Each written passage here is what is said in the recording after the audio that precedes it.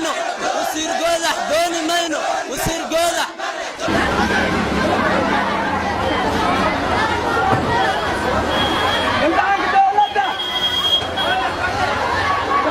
banaanbaxay isugu soo baxeen kumanaan arday oo kamid ah ardaydii galaysa imtixaanka shahaadiga ah ee wasaaradda waxbarashada ee Soomaaliya ayaa maanta isugu soo baxay wadooyinka waaweyn ee ku yaala magaalada beledweyn ee gobolka Hiiraan waxa ayna ka mudaharaadayeen hadalada maalinnimadii shalay ka soo yeeray wasiirka waxbarashada goodax barre kaasi oo ku aadanaa in 27ka bisha May dib loo qaadi doono imtixaanka shahaadiga ah ee ay galeen ardayda 11ka bisha May waxa uu sheegay wasiirka in imtixaankaasi ay heleen ardayda qishkooda dhammaan sida darteedna aysan aqbali doonin wasaaradda dadka banaanbaxa dhigay oo u badnaa ardayda 12aadka ee galayay imtixaankani ayaa ku dhawaaqay eray ay kamid ahaayeen dooni mayno goodax barre iyagoona sheegay in wax imtixaana aysan gali doonin dhammaan ardayda deegaanada Hirshabeelle waxaan kamid ahay ardayda sanadkan qalin jibinaysa in dawladda si xun ay noola dhaqatay dawladda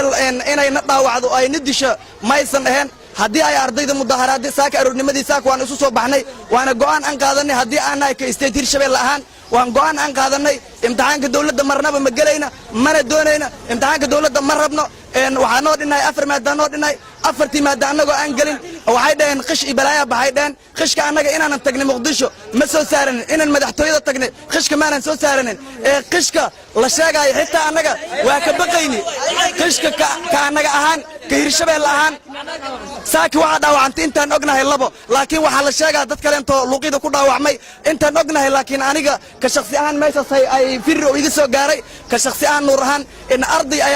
halkaas caloosha ay xabad ugu dhacday in dadka yeelaanane waa dad oo diriiska ciidanka xiran ma aan anaga hadii ay diriis xiriin inay nagu gumaadaan ma aan hadii ay diriis xiriin inay anaga nagu jukayaan waxaan wadana anagaba diriis ayaga la mid ah dawladaha shisheeye way qiimeeyaan ardayda foorada saantiya qal jiminayso say ka sii Iran waxaan naga dilay lawil ay naga xabad noogu rugteen warka waxa doonayna in goodax bar iyo dawladdu in ay meel loo soo saaro wasaaradda waxbarashada imtixaanada bay ma yeelayna afarta maada loo harti bas ku qanacay wax kale ku qanacayna mala dadka maalmood ka ardayna faan gashan sababta xabada loo gurida xataa ma ciidana kaas uniformka ardayga doo gashay waa in xuquuqdiisa la tusaa hadoo uniformka shacabka inaan wax ku dhafan xabadina lagu dhafana diyaarunay laakiin ardayga ninkii maanta cunuga ardayga ahay oo dharka uniformka gashan xabad ku rida dooni mayna ee goodax barana dooni mayna kuwa taxankoodana dooni mayna taxan dambe oo dawladana gali mayna Abdullah goodax bar hada gooli mayna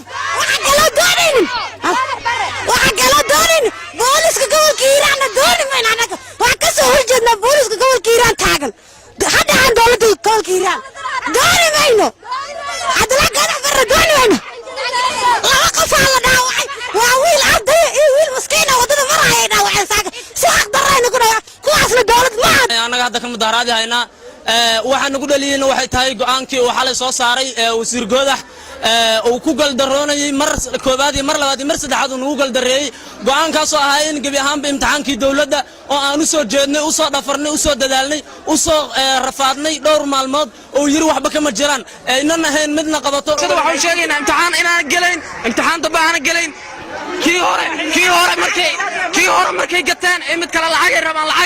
waxaan ka xumaa imtixaankii 3 maalin aan u soo jeednay 3 habeen aan u soo jeednay oo soo galnay in loo dibal ladigu cilnaa oo waxa loo qarash laga qaadan karay wixii waxna laga qaadan karay laga qaato oo dibna loogu celiyo aadan ugu xunnahay waxa kale ka xunnahay dadka markaan mudaharaadka aan soo qabanay xambada noo qaateen la dhashay gobolkan jooga isku sheegay macnaha dad reer gobolka Hiiraan laamaha ammaanka ee degmada beledweyn ayaa dhaawac u geysay laba kamid ah ardaydii banaanbaxa dhigay kuwaasi oo soo kala gaaray dhaawac culus mid aad u fudud maxamed cabdullaahi xuseen France Jubbaland TV